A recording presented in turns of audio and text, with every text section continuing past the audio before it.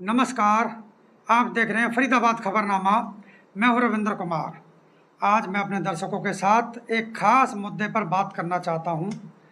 मुद्दा ये है कि अभी कुछ रोज़ पहले विदेश मंत्रालय ने जो पासपोर्ट है उस पासपोर्ट को लेकर एक गाइडलाइन जारी की। पासपोर्ट को लेकर एक प्रतिक्रिया दी गई कि पासपोर्ट हमारी नागरिकता को प्रमाणित नहीं करता। इस बात से काफ़ी लोगों में बेचैनी हुई। लोग बात करने लगे कि जब कोई भी व्यक्ति विदेश जाता है तो विदेश में जाने के बाद वहाँ पे सबसे महत्वपूर्ण दस्तावेज हमारा पासपोर्ट ही तो होता है।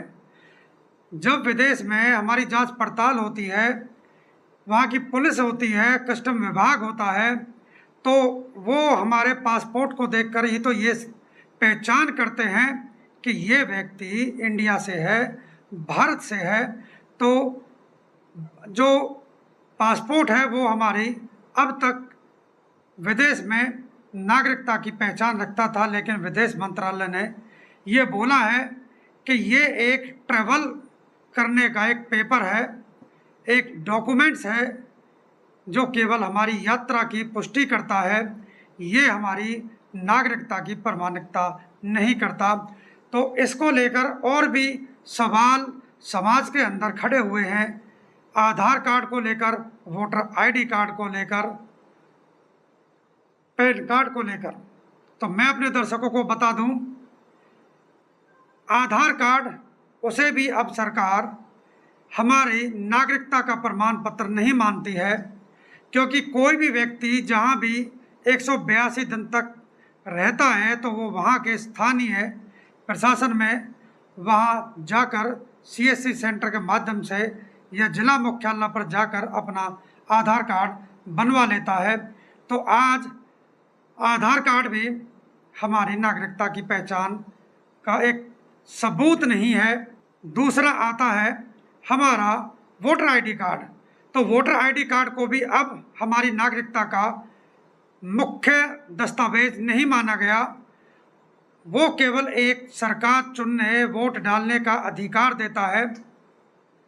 18 वर्ष से ऊपर कोई भी व्यक्ति है उसे वोट डालने का अधिकार केवल वोटर आईडी कार्ड देता है।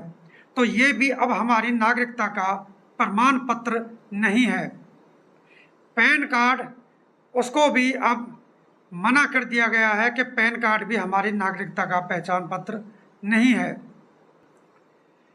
अब लोगों में बेचैनी है कि आधार कार्ड भी नहीं है, पासपोर्ट भी नहीं है, पैन कार्ड भी नहीं है, वोटर आईडी कार्ड भी नहीं है, तो फिर हमारी नागरिकता की पहचान किन कागज़ों के साथ हो सकती है?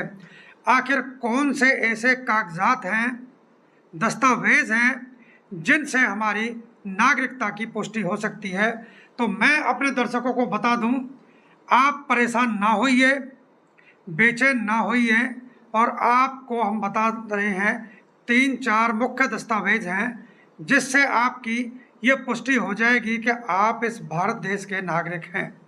सबसे पहले जो भी बच्चा जन्म जिसका हुआ है उसका बर्थ सर्टिफिकेट, चाहे वो नवजात हो चाहे वो पहले लोगों ने बनवा रखे हों, जो भी बर्थ सर्टिफिकेट नगर पालिका, नगर निगम, नगर पंचायत, जहाँ भी उसका बर्थ सर्टिफिकेट बना है वो नागरिकता की पहचान करता है। दूसरा, जो भी व्यक्ति स्कूल में पढ़ा है और यदि उसने स्कूल के अंदर 10वीं 12वीं आदि के पेपर दिए हैं तो बोर्ड के अंदर डेट ऑफ बर्थ लिखी जाती है और वो डेट ऑफ बर्थ हमारे 10वीं के मार्कशीट के ऊपर अंकित होकर आती है। उससे भी ये प्रूफ होता है कि हम भारत देश के नागरिक हैं और हमारी डेट ऑफ बर्थ इतनी है और हम तब से यहाँ रह रहे हैं। तीसरा, हमारे पूर्वजों से जो हमें विरासत में संपत्ति मिली होती है उससे भी हमारी नागरिकता की पहचान होती है। जैसे कि हमारे खेत खलियान है, जो ज़मीन है, एग्रीकल्चर भूमि है, वो यदि हमें विरासत में मिली है हमारे पूर्वजों से विरासत दर्ज, विरासत हमारे नाम उसमें अंकित हुए हैं।